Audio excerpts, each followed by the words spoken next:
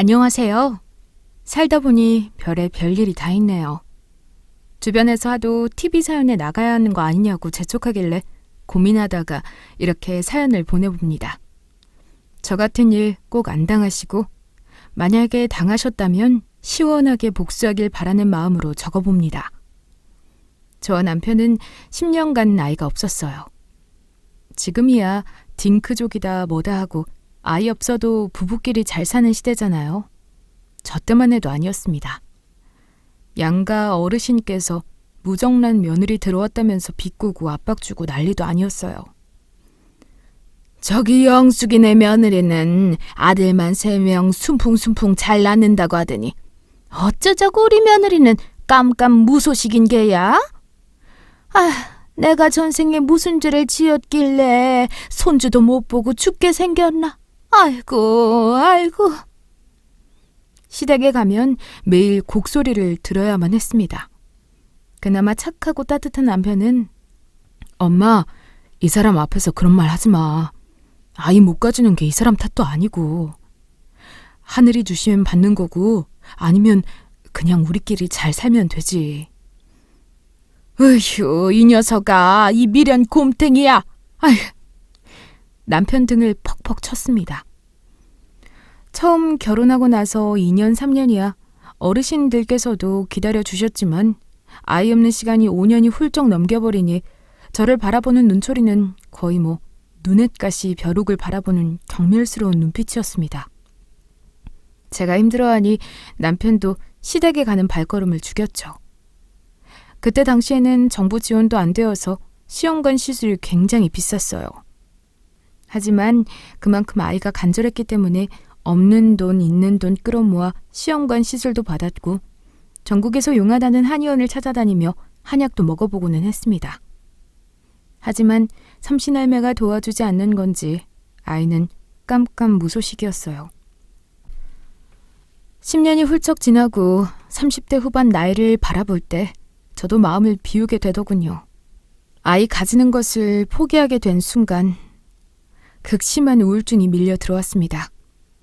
삶을 지탱하던 목표를 포기해버리니 바다 한가운데서 갈 곳 잃은 돛담배가 된 기분이었어요. 우울증 약이 없으면 잠을 자지도 못하고 일상생활이 불가능했죠. 그런데 왜 그런 말 있잖아요. 힘든 일은 한 번에 온다고요. 많이 의지하고 기댔던 친정엄마가 암으로 돌아가신 겁니다. 유방암이셨죠. 수술하면 괜찮다고 했던 의료진들의 말이 무색하게 갑자기 상황이 안 좋아진 엄마는 뭐가 그리 급한 건지 저를 두고 하늘나라에 가버리셨어요. 엄마, 나 엄마 없으면 어떻게 살라고. 내가 이렇게 힘든데 왜 딸내미 두고 떠나버린 거야. 엄마. 얼마나 울었는지 몰라요. 다음 날 눈이 안 떠질 정도로 퉁퉁 부어 있었습니다. 발인을 마치고 모든 의욕을 잃어버린 집에서 은둔형 외톨이로 살아갔습니다. 한 1년 정도 지났을까요? 제가 아파트 난관에 매달려 아래를 쳐다보고 있더라고요.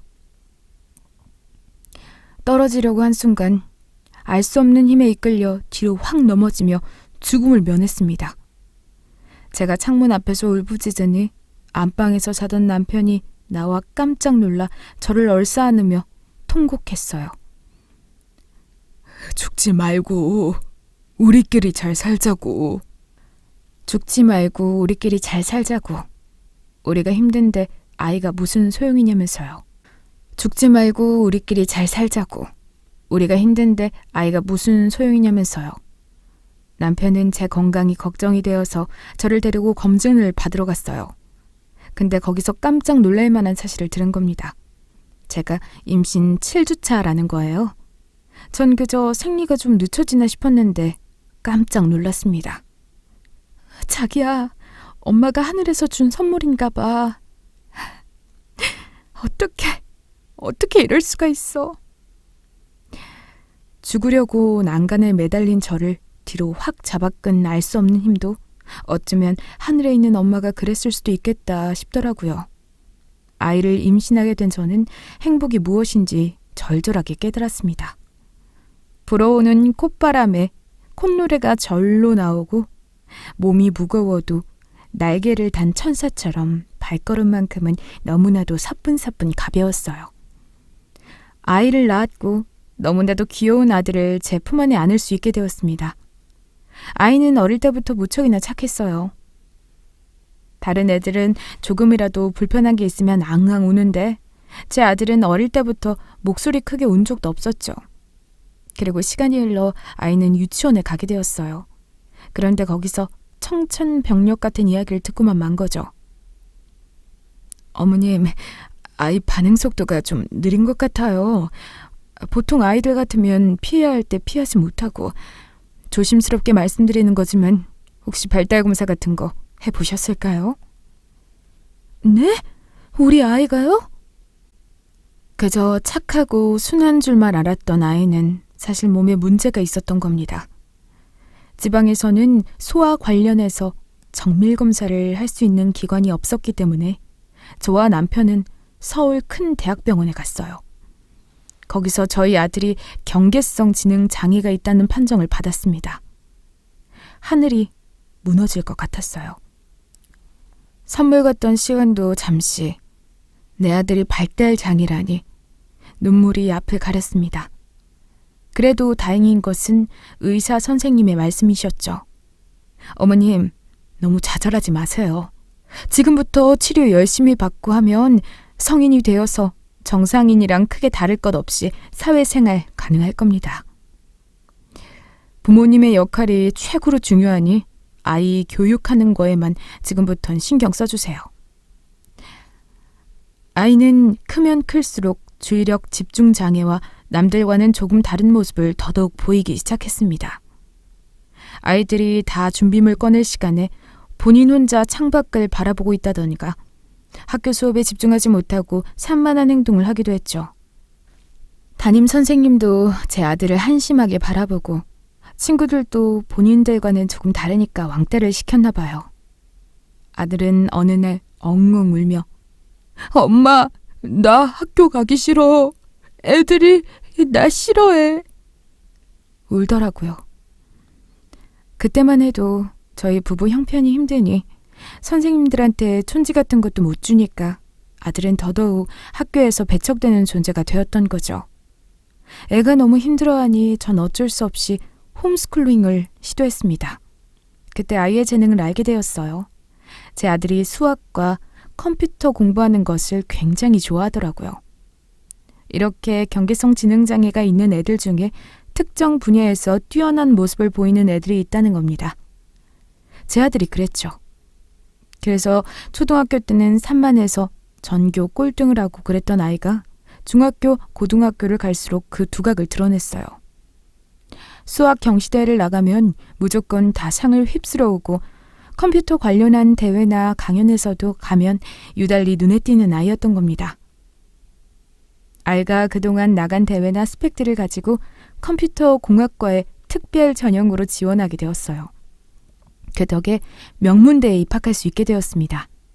아이는 비록 경계성 지능 장애 판정을 받고 끝없는 노력 끝에 거의 정상 범주에 드는 것이 확인이 되었지만 아직 사회에 적응하기엔 너무나도 순수하고 착한 부분이 있었어요. 그리고 아주 어릴 때 척수에 바이러스가 급성으로 침범해서 감염이 되었거든요. 일시적이긴 했지만 근육 움직임에 있어서 이상이 있었고 크게 티는 안 나지만 약간의 왼발 절뚝거림이 있었습니다. 그래서 아이들 사이에서 어울리는 게 여전히 큰 숙제였죠. 그래도 가서 열심히 공부하고 교수님 눈에도 잘 띄어서 장학금도 받고 항상 과 1등을 하며 학교를 다니는 듯 했어요. 엄마로서는 무척이나 뿌듯했습니다. 아이가 반수석했다고 상장을 가져왔을 땐 참 사람 인생이라는 게 그렇더라고요. 그날 제 남편이 사망하게 되었습니다. 남편은 트럭 운전사였어요. 아들 한 명 잘 키워보겠다고 시골 청년이 서울로 상경해서 배운 운전기술로 먹고 살 수 있는 유일한 직업이었죠. 화물을 옮기며 하루에 10시간 넘게 트럭 운전사를 하고 있었습니다. 그런데 그날 남편이 운전대 안에서 뇌전증 증상이 온 거예요. 뇌출혈이 터졌고 쓰러지면서 몸에 경련이 난 거였습니다. 운전대를 잡아줄 리가 없으니 트럭은 그대로 가드레일을 밟고 멈췄고 남편은 그렇게 허무하고 허망하게 세상을 떠난 거였어요.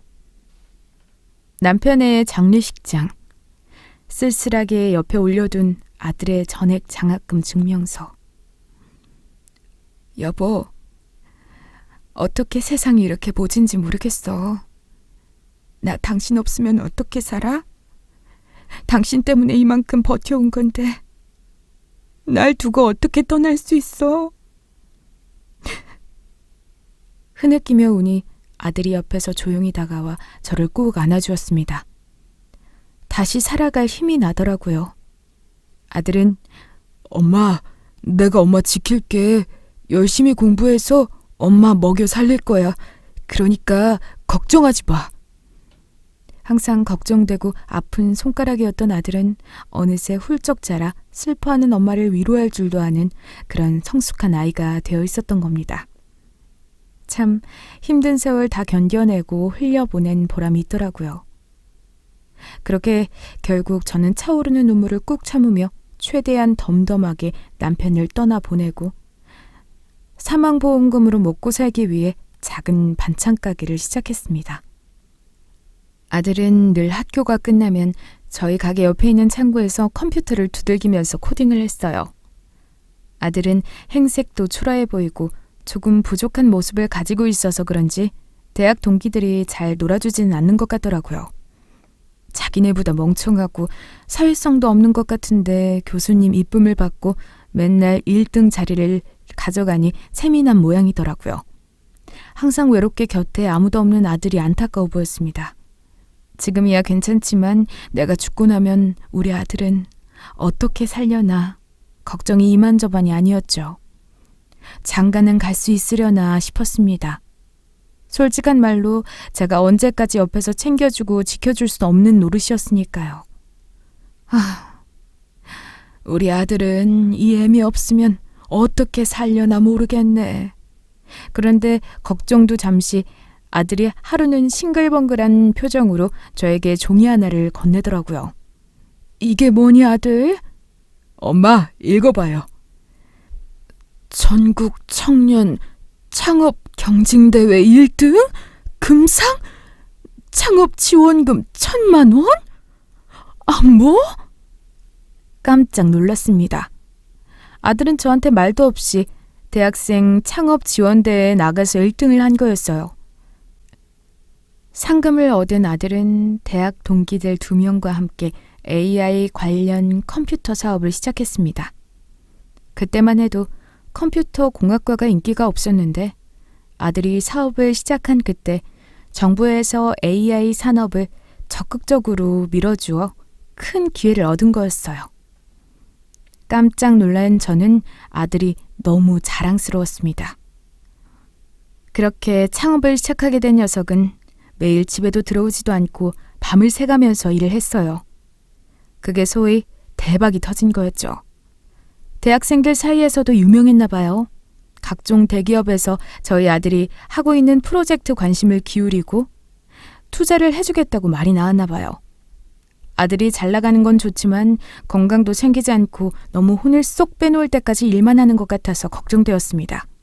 반찬 몇 개와 밥을 싸서 아들 사무실에 가보니 글쎄 애가 수염도 안 깎고 아주 폐인이 되어 있더라고요. 얼굴살은 쏙 빠져서 마치 해골 같아 보였습니다.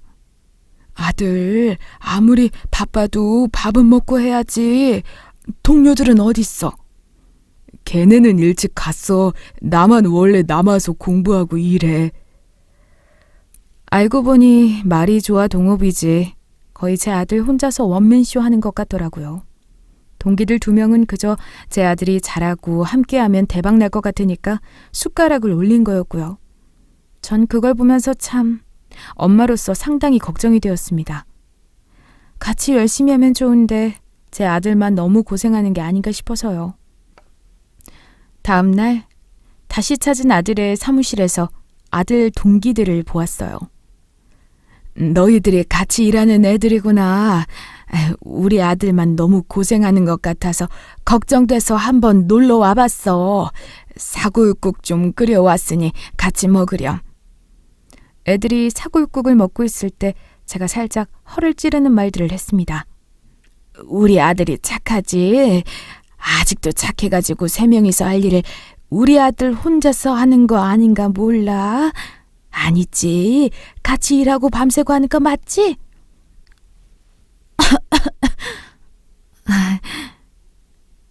어떤 애가 목에 사례가 들린 건지 캑캑거리며 말을 못하더라고요.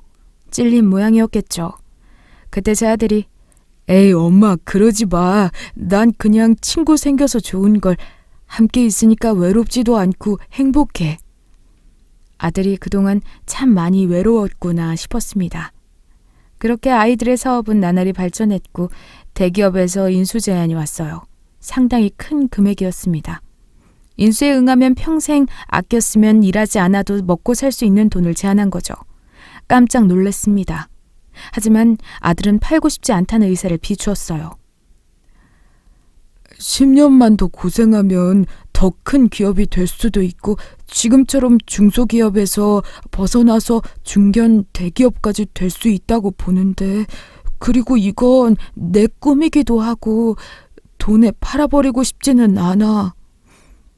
하지만 아들과 함께 일하는 아이들이 간신배였던 겁니다. 애초에 걔네들은 회사를 키우고자 하는 마음이 없었던 거예요. 그저 돈이었습니다. 제 아들 양이도 안 구하고 그냥 지네들끼리 대기업에 회사를 팔겠다고 이미 서류에 도장과 사인을 찍고 나온 거죠. 아들이 열심히 피땀 흘려 세운 회사와 그의 아이디어는 팔려 나간 거였죠. 아들 녀석도 큰 돈을 벌 수는 있긴 했지만 한순간에 꿈을 잃었기 때문에 오랜 시간 우울했습니다. 그 녀석들은 별로 한 일도 없이 돈을 엄청나게 벌었고요. 세속적인 삶과는 거리가 있었던 아들은 충격으로 집에서 폐인 생활을 했습니다. 집 밖에 나가지도 않았고요. 애초에 성격 자체가 회사 생활을 하는 스타일이 아니라 저는 기죽은 아들을 볼 때마다 마음이 아팠어요. 그나마 사회에서 필요한 인재가 되나 싶었는데 이런 일이 발생해서 말이죠. 그런데 어느 날 아들이 조금씩 밖에 나가기 시작하더라고요. 그것도 멀끔하게 꾸며서요. 아들, 무슨 좋은 일 있어? 요즘 기분 좋아 보여. 바보처럼 실실 웃는 아들이었습니다. 이제부터는 좀 꾸며야겠다면서 헬스장에서 운동도 하고 머리도 제대로 하고 다니고 아주 번듯한 아들이 다 된 것 같았어요. 그러던 어느 날 결혼하고 싶은 여자가 생겼다고 저에게 여자를 소개시켜 준 겁니다. 저는 제 아들이 평생 총각으로 제 곁에 꼭 붙어서 살 줄 알았거든요. 어느 집 딸내미가 우리 아들을 데려가려나. 오히려 우리 아들을 데려가 준다면 죄송하고 감사해서 절이라도 엎드려서 하고 싶을 지경이었어요.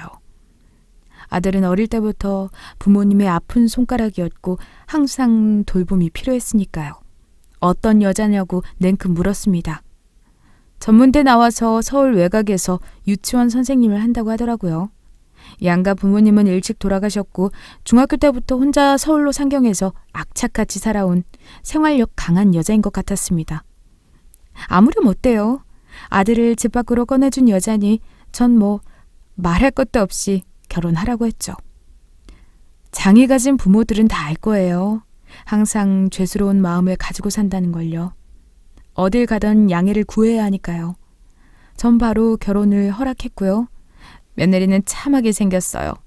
약간 강단 있고 강해 보이기도 했지만 오히려 그런 부분이 제 아들을 잘 이끌어 줄 거라고 생각만 했죠. 그런데 너희는 어떻게 만난 거니? 대학 동창 소개로 만나게 된 거라고 하더라고요. 신기한 인연이다 싶었습니다. 그때 든 생각은 어쩌면 며느리가 갑이고 시어머니인 제가 을인 것 같다는 생각이 들더라고요. 왜인지는 모르겠습니다. 그냥 아픈 손가락 아들을 거두어 준 착한 새색시구나 싶었습니다. 둘의 결혼식은 조촐하게 진행되었습니다. 사돈댁도 존재하지 않았고 아들도 친구들이 별로 없으니 성대하게 결혼식을 올릴 처지가 안 되었어요.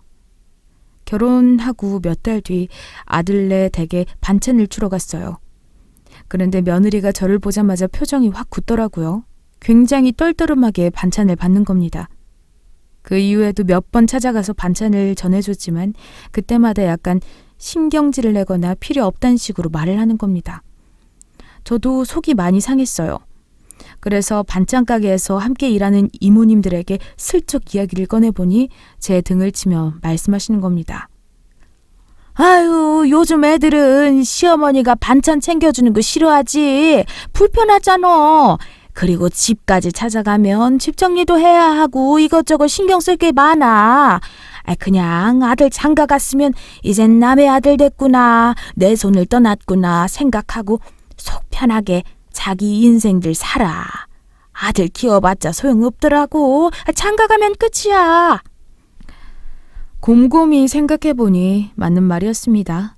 언제까지 제가 아들을 붙잡고 살 수는 없는 노릇이었어요. 이제 나이가 30이 넘은 장성한 아들이고 어릴 때 그 아이가 아니었으니까요. 저도 약간은 상처받기도 했고 아들이 행복하게 며느리랑 잘 살았으면 하는 마음에 집에 찾아가지 않았습니다. 제가 먼저 연락하지 않으니 자연스럽게 왕래가 끊기고 그렇게 흐른 세월이 3년에서 4년 정도였어요. 다행인 건 반찬 가게가 잘 되어서 제가 바빠지는 바람에 그런 복잡한 상념에 젖을 시간이 없었던 거죠. 바쁘게 시간을 보내고 있었을 때쯤 가게 안으로 한 할머니가 들어왔습니다. 들어오자마자 기침을 세게 하시는 거예요. 괜찮으세요? 이거 물 한 잔 좀 드세요. 고맙구려. 할머니는 숨을 고른 뒤 고개를 들어 저희 가게를 쭉 훑어봤어요. 그리고는 곧 망하겠구만. 네? 저는 어이가 없었습니다. 물도 드리고 상태가 괜찮으신지 이리저리 살펴가며 챙겨드렸더니 하신다는 말씀이 가게가 곧 망한다고 하시니 기분이 확 나쁜 거예요. 그게 무슨 소리세요, 할머니? 곧 망하겠어. 보이네, 보여. 할머니는 반찬을 사지 않고 그대로 나가버리셨습니다. 저희 직원들과 전 벙쪘어요. 어처구니가 없어서. 기분이 나빴지만 그냥 잊어버리고 일을 했습니다. 그런데 몇 달 뒤 건물주에게 연락이 왔어요.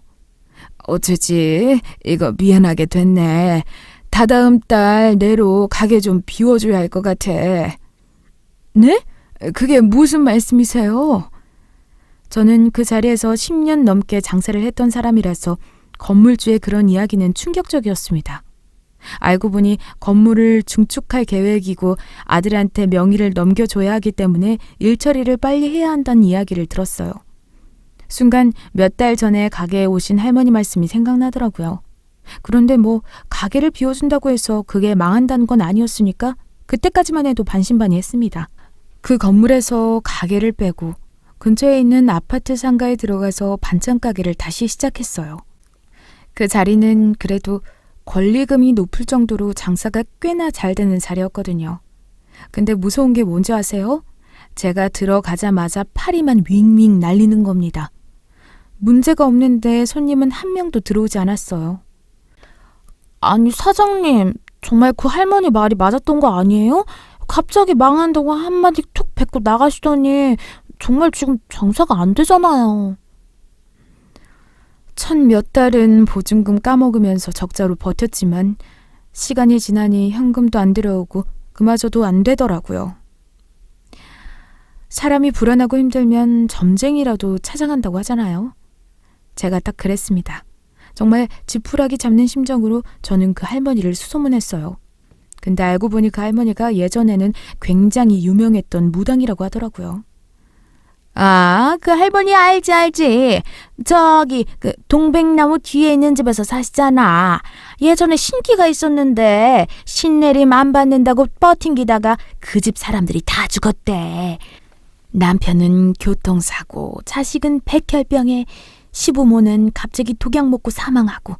그래서 신을 받았는데 어찌나 신기가 좋은지 아마 할머니 꽤 돈 벌었을 거야.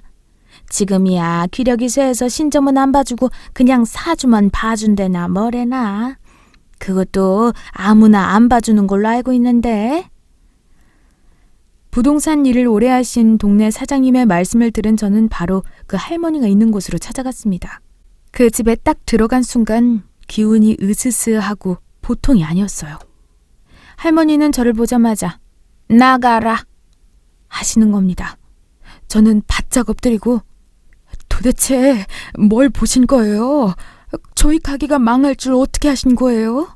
물으니 할머니는 한참을 고민하다가 앉으라고 하시더라고요. 물 한 잔이 자기를 살렸으니 나도 보답하는 게 도리가 아니겠냐며 제 사주를 받아서 분석하시는데 갑자기 펜을 탁 놓는 겁니다. 아들 등 뒤에 물귀신이 엎혀있네. 그러니 이 집안이 잘 될 리가 있나. 다른 사람 생명수를 쪽쪽 빨아먹는데 망할 수밖에 없지. 그 물귀신 안 떼어내면 너는 물론이고 네 아들 죽어. 말을 엄청 탁탁 내뱉는데 아들이 죽는다고 말하니 무서운 겁니다. 아들을 어떻게 살려야 하냐고 물으니 그때부터는 계속 저보고 그냥 나가라고 하는 겁니다. 이런 사주는 복비도 못 받는다고 기도하면 답이 나올 것이니 나가라고 하시더라고요. 아들이 죽는다는데 굿이라도 해달라니 그런 거 다 소용없다고, 본인 운명은 본인이 쥐고 흔드는 거라고, 아무나 인생사에 개입하면 안 된다고 말을 하니 제가 더 이상 쥐고 물어줄 수 없는 노릇이었습니다. 정말 그날 눈 감으며 계속 어떻게 해야 하나 생각했던 것 같아요. 그때 딱 머릿속에 스치는 인물, 며느리였습니다. 순간 살기가 느껴졌어요. 저는 그 다음날 바로 며느리 집을 찾았습니다. 또 말도 없이 찾아왔다며 화를 낼 며느리의 모습이 훤히 보였지만 그 순간만큼은 아들이 어떻게 지내나, 대체 뭐 하길래 연락도 한 통 없는 건가 알아볼 필요가 있다고 느꼈어요. 초인종을 띵동 누르니 부수수한 머리를 한 채로 며느리가 나오더라고요. 어머님, 여긴 어쩐 일이세요? 저 연락 없이 오는 거 별로 안 좋아하는데. 우리 아들 좀 보러 왔어. 내가 우리 아들 보러 오는데 네 허락까지 맡아야 하니? 아들 녀석도 전화해도 받지도 않고 연락이 되어야지. 내가 말을 하던 말던 하지 않겠니? 그럼 내일 오세요. 지금 없어요. 남편 밖에 나갔어요. 하고 문을 쾅 닫는 겁니다. 뭐 어떻게 이런 싸가지 없는 것이 다 있나 싶었어요. 아주 시어머니를 그냥 물로 보는 것 같았습니다. 굳게 닫힌 철문 앞에서 제가 무엇을 하리요. 대문 밖을 나서려는 순간 뒷마당에서 짐승의 표요 소리가 들리는 겁니다. 깜짝 놀란 제가 살금살금 뒤를 돌아 그곳을 갔더니 세상에, 글쎄 상상도 못한 반전 장면이 펼쳐져 있었어요. 살은 쏙 빠지고 수염이 덥수룩하게 난 아들이 쓰러져서 눈이 뒤집혀 있었고 거품을 물고 파르르르 떨고 있었던 겁니다. 저는 사람 살려! 소리를 지르고 바로 핸드폰을 꺼내 119에 신고했어요. 아들이 쓰러졌어요. 침착하시고요. 지금 증상이 어떻죠? 거품 물고 몸을 파르르 사시나무 떨듯이 떨어요. 어떡해요? 우리 아들 죽으면 어떡해요? 몸을 일단 수평으로 눕히시고요. 입에 거품이 있으면 기도가 막힐 수 있어요. 거품 걷어주시고 고개 왼쪽으로 돌려주세요. 바로 지금 구급대원 출동합니다. 다행히 5분도 안 되어서 응급차가 왔고 아들을 데리고 갔습니다. 넘어지면서 머리를 크게 부딪혀서 혹이 정말 야구공만하게 났어요. 간질 증상인 것 같네요. 요즘은 명칭이 바뀌어서 뇌전증이라고 하는데요. 한 달 전에 약 처방 받아간 게 있는데 왜 안 드셨지? 이상하네. 일단 뇌가 다시 깨어날 때까진 기다려 볼게요. 저는 뭔가 제가 모르는 무슨 일이 있었구나 라는 생각이 들었습니다. 아들은 깨어났고 의사소통을 할 수 있게 되었어요. 며느리는 나가라고 하고 제가 아들과 둘이서 이야기를 했습니다. 너 무슨 일 있니? 왜 엄마 연락도 안 받고 그러는 거야? 무슨 일이 있으면 엄마한테 말을 해야지. 엄마 걱정하지 마. 며느리가 너 괴롭혀? 아니야, 잘해줘. 결혼 생활 잘하고 있으니까 제발 그만. 아들은 고개를 돌려 제 눈을 피했습니다. 그렇게 두려워하는 모습은 처음 봤어요. 답답하더라고요. 그때 의료진이 저를 살짝 불렀습니다. 어머님, 혹시 아드님 몸에 있는 멍 보셨어요? 네? 멍이라뇨?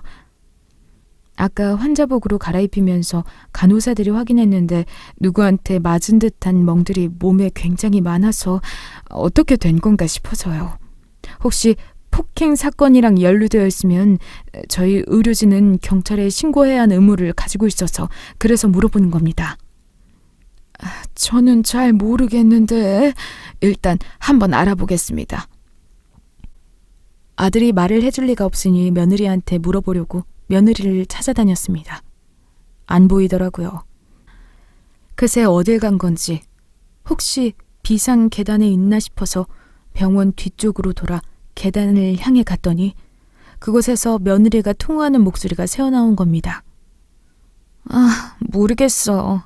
어머님이 눈치채면 어떡해. 나 이거 보험금 내느라 돈도 한 달에 몇백만 원씩 나간다니까? 진짜 끈질기네. 죽지를 않아. 몰라. 약도 내가 숨겼어. 오늘이 날이었는데 하필 어머님이 와서. 아씨. 대충 통화 내용을 들어보니 뭔가 며느리가 저와 아들 몰래 꿍꿍이를 벌이는 것 같아 보였어요. 하지만 정확한 내용은 알 수가 없었습니다. 저는 며느리 보고 아들 곁을 지키라고 하고 택시를 타고 다시 아들 집을 향해 갔습니다. 저희 아들이 예전에 경계성 지능 장애를 판정받았다 보니 가끔 깜빡깜빡해요. 그래서 집 비밀번호도 기억이 안 나서 몇 시간씩 집에 못 들어오곤 했어서 항상 제가 현관 옆에 있는 화분 뒤에 집 열쇠를 숨겨두었거든요. 결혼하고 나서도 마찬가지였습니다. 현관 주변을 이리저리 보니 역시나 도어락 열쇠키가 있더군요. 그 키를 징 대고 아들네 집에 들어갔습니다. 쎄한 기분이 들더라고요. 이리저리 살펴보니 화장실 옆에 있는 쓰레기통에 주사바늘이랑 주사기가 엄청 많이 있는 겁니다. 아니, 왜 가정집에 이렇게 주사기가 많이 있는 거야? 이건 뭐가 도대체 어떻게 된 거야? 기분이 이상하고 안 좋았어요. 주사기 몇 개를 슬쩍 주머니에 넣었습니다.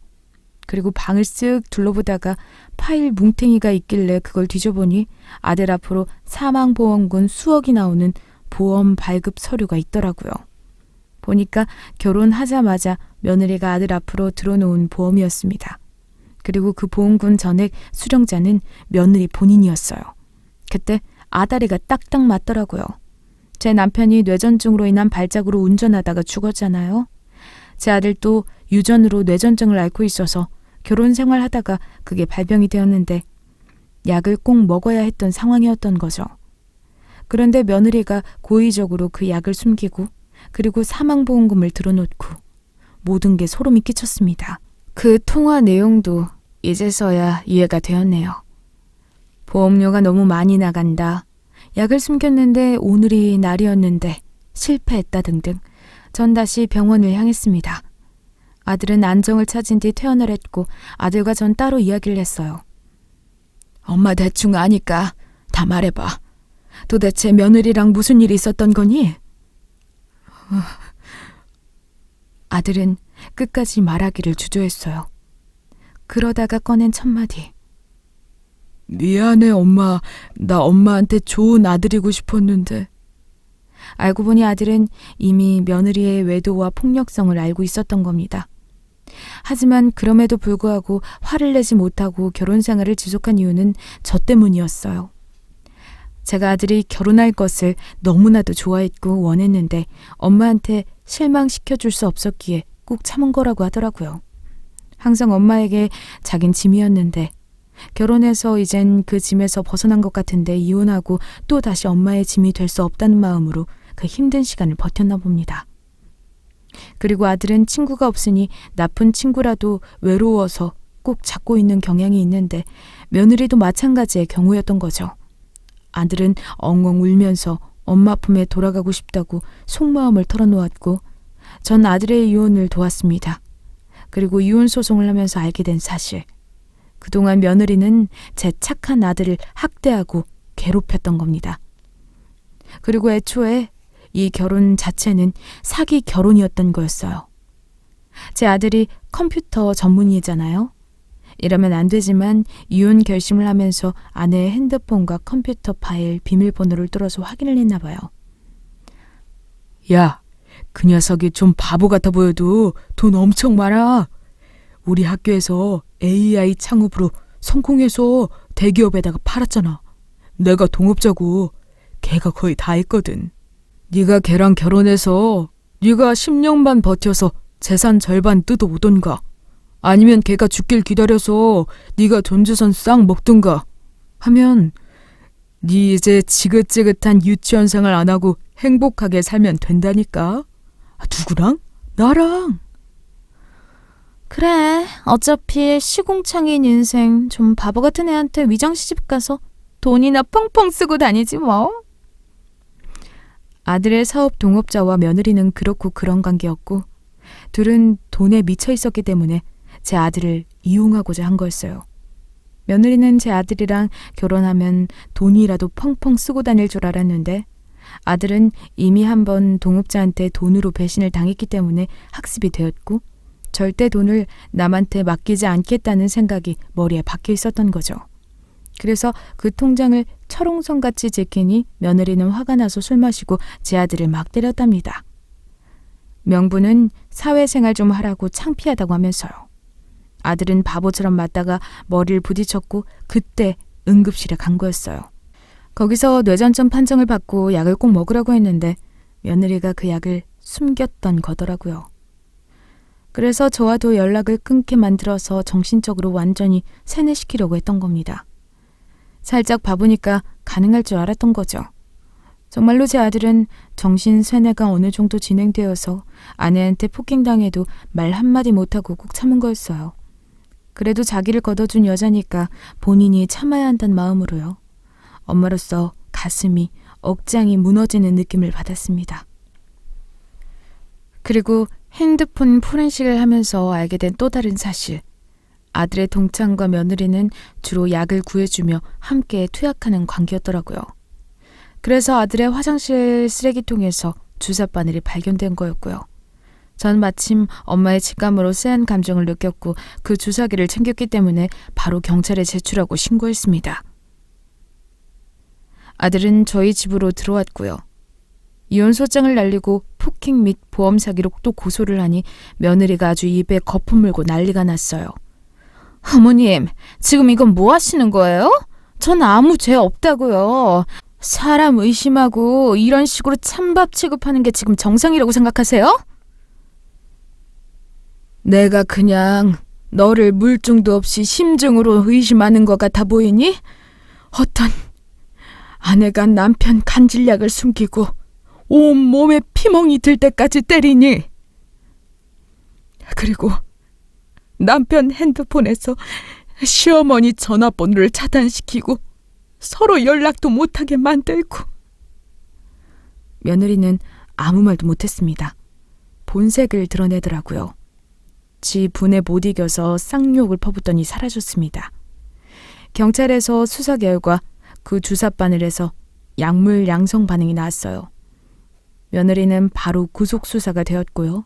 생각한 것보다 더 악질스러운 애들이었습니다. 아들의 동업자는 그때 사업을 대기업에 넘기고 나서 받은 돈을 이미 도박과 약물 투여를 하면서 다 날린 모양이더라고요. 제 아들은 천재성이 있었고 이미 한번 배신을 했기 때문에 본인이 직접 다가갈 수 없으니 여자를 이용한 거였고요. 전 바보처럼 드디어 우리 아들을 거두어주고 사랑해줄 여자가 생겼다고 좋아했는데 이 어미가 바보였습니다. 마지막 엄마의 발악으로 그 물귀신 같은 여자를 떼어내기 위해 소송을 했네요. 변호사는 이거 완전 악질이네요. 보험 사기에 미필적 고의로 사람까지 보내버리려고 하고 이건 형이 낮게 나오지 않을 것 같아요. 안 그래도 사회적 이슈로 사망보험금 노리고 부부관계에서 싸움이 많이 일어났는데 판사도 이번 사건을 가볍게 보진 않을 겁니다. 판사님 말씀처럼 며느리는 1심에서 징역형이 나왔습니다. 전 항소를 했고요. 형이 약하다는 이유만으로요. 보통 항소심에서 형이 높아지진 않는데 변호사와 제가 정말 온 힘을 다해서 벌을 줘야 한다는 마음으로 증거를 끌어모았고, 정신 감정에서도 제 아들이 정신적 착취를 당하고 있음을 나타내는 유의미한 지표가 나와서 그게 큰 역할을 해주었습니다. 그렇게 며느리와 제 아들의 보험금을 노렸던 못된 대학 동창은 징역형을 받고 지금 복역 중이네요. 아들은 이혼 후 첫 몇 달은 꽤나 힘들어하다가 소식을 알게 된 아들의 교수님이 사정을 딱하게 여겨 국가지원 사업을 따내서 아들에게 맡겨주었어요. 아들은 다시 몇 년 만에 본인의 꿈을 펼칠 기회를 얻게 되었고, 지금은 엄청나게 열심히 컴퓨터 공부와 AI 사업을 진행하면서 열심히 일하고 있습니다. 그리고 ADHD 약을 먹고 마음의 안정을 찾으면서 사회성도 많이 좋아졌어요.